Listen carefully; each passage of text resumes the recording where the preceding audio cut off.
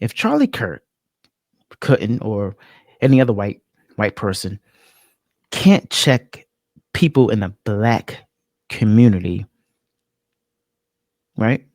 You say that.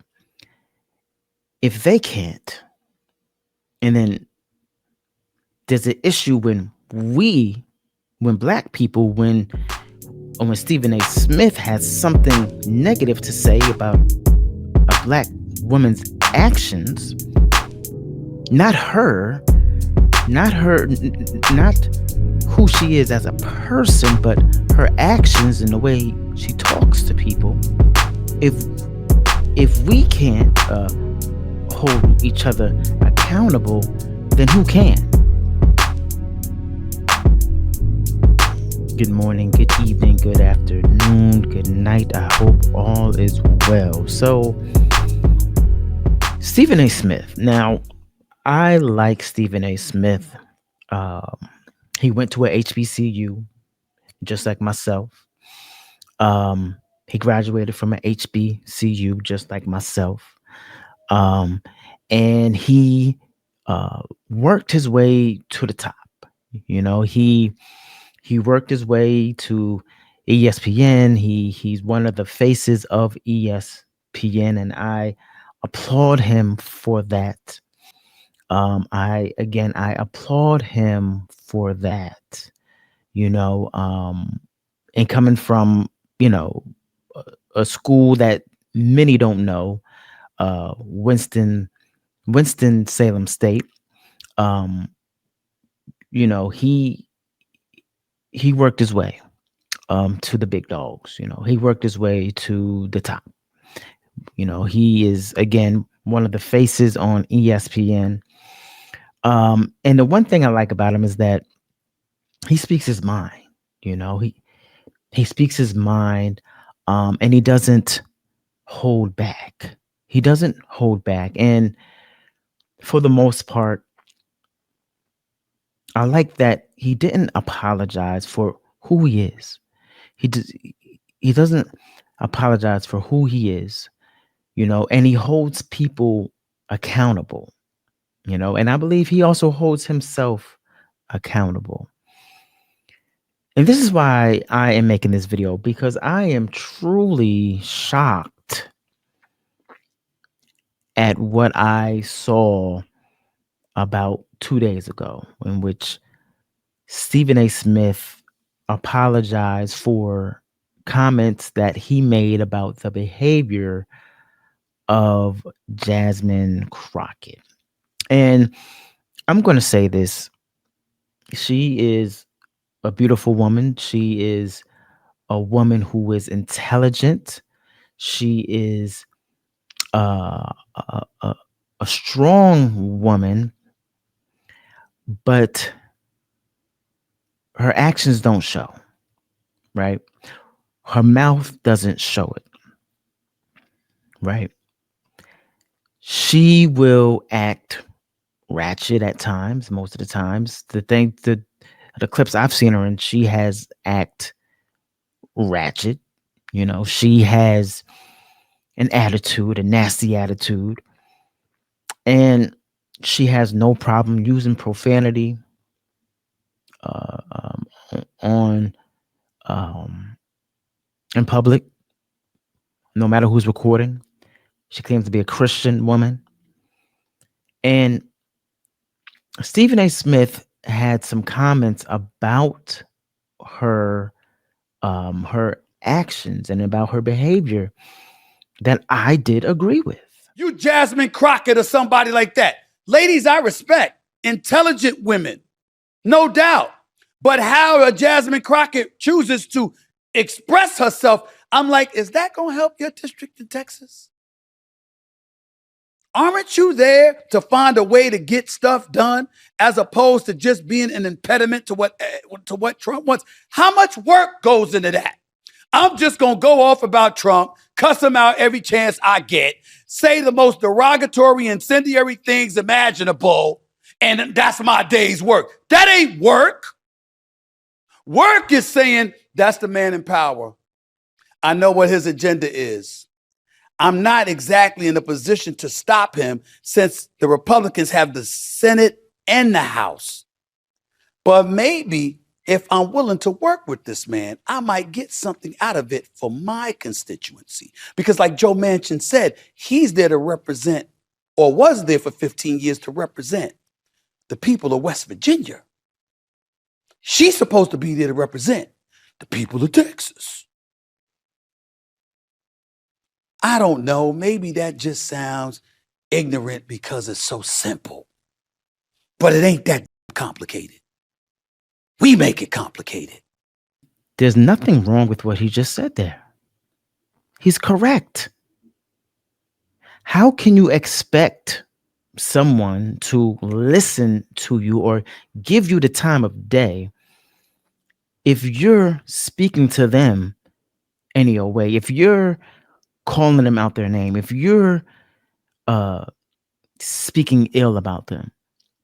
How do you expect someone to even listen to you, right? And we're going to get into Trump's reactions or Trump's his actions, you know, and we're going to get into Trump's actions and his behavior as well. We're going to get into that, but how can you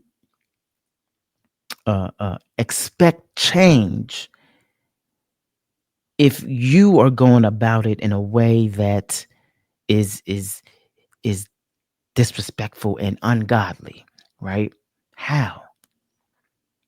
Now, Stephen A. Smith made these comments, and he got a lot of backlash from people, from DL Hughley and I believe Roland Martin and some more people.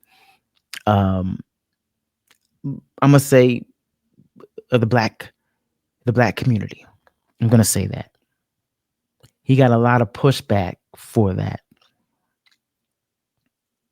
and I believe that this is why he came up with the apology to uh, Jasmine Crocket, because he had people change his mind due to the backlash. Let's go to his apology. Let's go to that. Let's listen to his apology. I wanted to take a moment because I saw something disturbing in regards to President Donald Trump and how he came at Representative Jasmine Crocket. And I wanted to take this opportunity to attack this issue as it pertained to me and Jasmine Crockett because I personally have had an issue with how things have been misconstrued and misinterpreted. But at the end of the day, I have to own it. And that's what I'm going to do today. And so when somebody says to me, Stephen, rather than point to her and her verbiage and her language and how she talked about the president, what about how he talks? I have no problem with that. I can understand that. And if that is the reason that everybody is in an uproar, that is fine. And I have no problem apologizing to that to my sister because, damn it, I want her to know I don't feel that way about her. Just like I didn't feel that way about Kamala Harris. Just like I don't feel that way about the marvelous, the wonderful, the incomparable, the greatest first lady ever, and Michelle Obama, in my estimation, or anybody else. But what we're going to do on this show is understand who the hell I am and how it's going to be as long as I'm doing this show. I have no problem apologizing if I'm wrong. I have no problem apologizing if I've made somebody feel a certain kind of way. But I'm going to challenge the legitimacy of what people come at me with when I think that challenge is warranted and deserved. If you came to me and you said to me that it came across as a bit dismissive, Stephen, you should have been more protective of her than that because look at how he speaks. Look at how they act on Capitol Hill towards her. I understand that. But when somebody tries to take that to accuse me of being disrespectful or in any way misogynistic, I'm going to push back on that because that's emphatically false. There's no truth to that whatsoever, and I'm not accepting that, and I'm not owning that. I can sit up there and I can look at Representative Jasmine Crocket. Do you know what I think she should be doing? I think she should be competing for the Senate seat in Texas or for the Attorney General spot because she's qualified. I personally think Kamala Harris should have ran for governor of California. I've said it for the record that if Michelle Obama was running for president, she would have beat Trump, in my opinion. I think she'd have done it. That's how I feel. But somehow, some way, it's never enough for some people out there. I understand. I would advise you to get over it or buckle up because I'm not going away. This is my show. I will say what I feel and I will do what I want. It doesn't mean I'm going to be insensitive. It doesn't mean that I don't care about our community. A matter of fact, most of the trouble I get in is because I care about our community. And the reason I'm bringing this up and the reason that I'm willing to attack this subject, because this really ain't about Jasmine Crocket. I respect her. I wish her nothing but the best. I was simply asking a question. That's all. What's working for you? Because I don't want her to lose the prowess that she has. I want it to continue to gain and elevate. We need resistance to what we see going on in the streets of America. I asked a question. I get it now with Trump feeding into that nonsense, giving him fodder or ammunition to continue to go out there and talk about our black women that way. I got it. I don't like that at all. I don't want to be associated with nothing like that. And I apologize because I respect the hell out of Jasmine Crocket and what she has accomplished. I absolutely do. And I appreciate the fact that she feels compelled to fight the way that she's fought, the way that she fights because of what she's dealing with. Um, we can leave it there. We can stop right there. Um, why they keep showing that picture, I have no idea. But see now,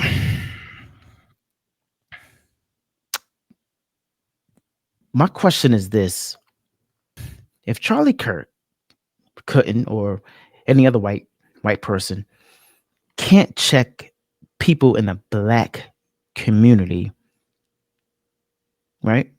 You say that. If they can't, and then there's an issue when black people, when Stephen A. Smith has something negative to say about a black woman's actions, not her, not who she is as a person, but her actions and the way she talks to people. If we can't hold each other accountable, then who can? There's an issue when white people do it, and there's an issue when black people do it. White people are called racist when they do it, but when black people do it, we're called Uncle Toms. So who can hold the black community accountable? Who can? No one? Somebody's going to have to hold us accountable. We have to make up our minds. Are we trying to do better, or are we just trying to complain and be the same way and have the same mentality? The issue is plain and simple. We need Christ. We need Jesus in the black community. We need him everywhere in all the communities. But we need the gospel being preached everywhere so that we can rely on the Holy Spirit, so we can rely on God in everything that we do. Right? We are being pushed away. We are pushing and preaching away the true gospel for this fake gospel, these churches. the false gospel. We have to get back into preaching the good news. We have to stop worrying about uh, getting paid, stop worrying about entertaining the congregation or the audience. Rather, we have to get back into preaching the gospel, the way of life. And not just the pastors, not just the people on the pulpit, those in the congregation that claim to be Christian, study the word of God and bring it into your household. That's the issue. Stephen A. Smith, yes, he brought up the fact that Donald Trump speaks a certain way to people. That's who he is. He's not a Christian. That's who he is. That's what unbelievers are going to do, right? But it doesn't give us the right to act that way, right? It doesn't give us the right to act the way that they act. We should be motivating and encouraging our people, to act in a godly way. Just like you said, Stephen A. Smith, in your first in in the episode in which you checked Jasmine, in which you talked about her behaviors and how it's not going to work if you act this way. But saying that you apologize for trying to correct her and hold her accountable for her actions because of how another person act is wrong. That's not what you apologize for. You can apologize on if it hurt her feelings, but you should stand on your word though. You can't say I'm a straight shooter and I apologize. You can't say I'm a straight shooter and this is my show, but then apologize for what you said. You can't, because you're concerned about how people feel, right? Right? Let's go to the scriptures now.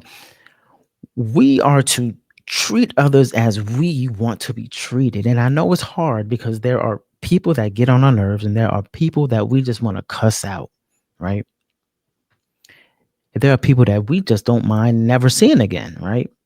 We just don't mind. But we live for God, right? We live for God. Let's go to the scriptures. Let's go to Luke 6th chapter in the 27th verse. And it said, "But to you who are willing to listen, I say, love your enemies, do good to those who hate you, bless those who curse you, pray for those who hurt you. If someone slaps you on one cheek, offer the other cheek also. If someone demands your coat, offer your shirt also. Give to anyone who asks, and when things are taken away from you, don't try to get them back. Do to others as you would like them to do to you. If you love only those who love you, why should you get credit for that? Even sinners love those who love them. And if you do good only to those who do good to you, why should you get credit? Even sinners do that. And if you lend money, excuse me, to those only to those who can repay you, why should you get credit? Even sinners will lend to other sinners for a full return. Love your enemies, do good to them, lend to them without expecting to be repaid. Then your reward from heaven will be very great, and you will truly be acting as children of the Most High, for He is kind to those who are unthankful and wicked. You must be compassionate, just as your Father is compassionate. It's not saying to be bullied here. It's not saying to be, to just lay down and let folks step all over you. No, this is not what the verse is saying. It's saying if someone is doing ill to you, don't repay it with ill towards them. right? Don't act the way that they treat you. Like if they're treating you wrong, you don't treat them wrong. You show them love. You show them love. And I'm not saying to invite them over and try to be their friends and be no, but treat them with love. Don't repay their evil doing.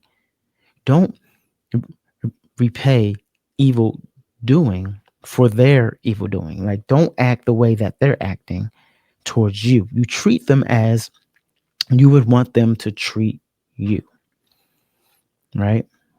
And again, this verse is not saying to just lay down and let people walk all over you and slap you in the face and things like that. No, it's not saying that.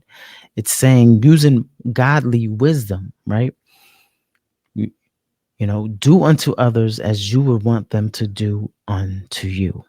And this is what Stephen A. Smith was saying in his first video. You don't need to act like that, Jasmine. You don't need to talk like that. We are already being judged.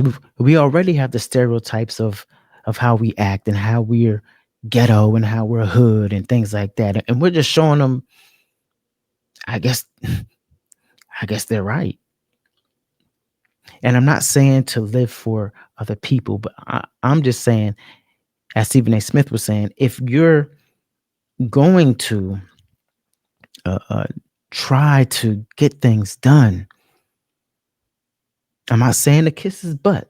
I'm not saying to kiss his butt and to be all up in his face, but there's a certain way that you have to act if you want things changed, if you want things done, if you want to be heard, right?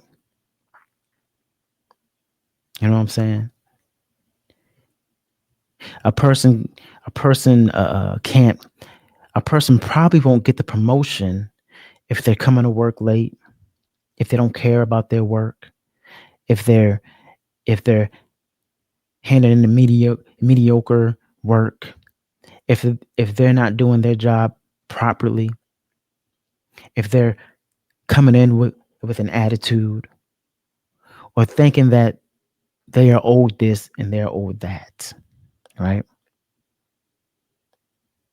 No, it just won't happen. Stephen A. Smith, you need to stand on your word. You can't be flip floppy. James 1:8 says their loyalty is divided between God and the world, and they are unstable in everything they do. Stephen A. Smith, if you're going to be a straight shooter, you have to stand on business. Just because people don't like what you say, it's okay. Everyone is not going to agree with what you say. But again, I ask, who can correct us? Who can hold us accountable? Because if the black community do it, we're called Uncle Toms. If the white people do it, they're called racist. Who can hold us accountable? Right? These are my thoughts. Let me know what you think. Again, Stephen A. Smith, you should not have apologized to Jasmine Crocket for what you said. You should not have changed your mind on what you said. If someone is treating you a certain way, you don't treat them the way that they're treating you. You treat them the way that you're supposed to be treated. You treat them the way that you want to be treated. You treat them the way that God wants you to treat them, right? That's my thoughts. God bless you all. Let me know yours. Be safe.